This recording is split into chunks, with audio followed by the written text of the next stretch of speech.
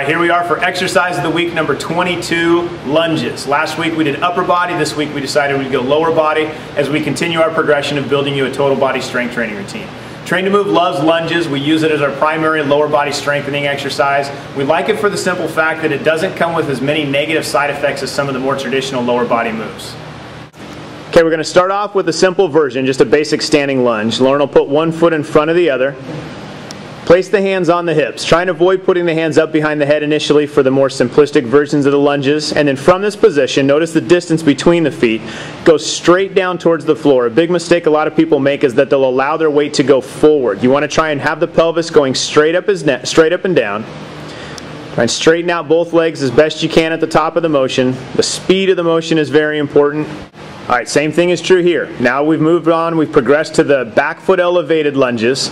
Notice that Lauren now has his back foot up on a weight bench, and again the pelvis is going straight up and down. He's not allowing his weight to come forward. This creates a shearing force in the front knee that you want to try and avoid. The increase in pressure that goes through the body now with the back foot being elevated means you've increased the range of motion in the pelvis. There's greater amounts of flexion in the left hip, extension in the right hip. And it puts more emphasis, obviously, on just the ability to press up through the left leg. Notice also that Lauren's doing a good job of keeping his heel on the ground. Try and avoid lifting the toes and do your best to keep the heel or the entire foot planted on the ground as you're going up and down. All right, next move in the progression would be to elevate both feet.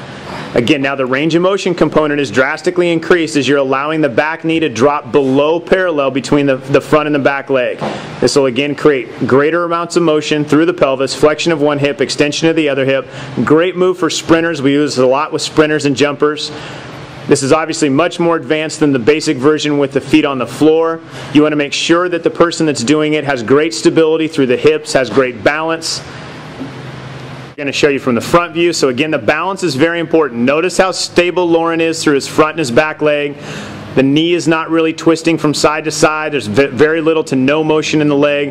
Unless the person you're working with or you personally has the ability to sustain this throughout the motion, try and avoid getting both feet elevated too early. You want to make sure that you're very stable and very strong through the pelvis before you advance to this move.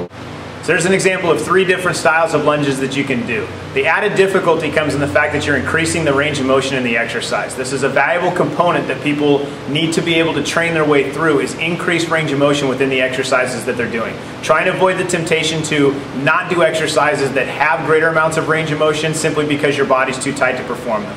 Learn how to incorporate different moves to increase the range of motion to allow you to do some of the more advanced versions of the exercises that you're already doing. The benefits are great. They not only enable you to gain more strength, more flexibility, and promote greater range of motion in the joints, but ultimately just make for better overall muscular efficiency as well.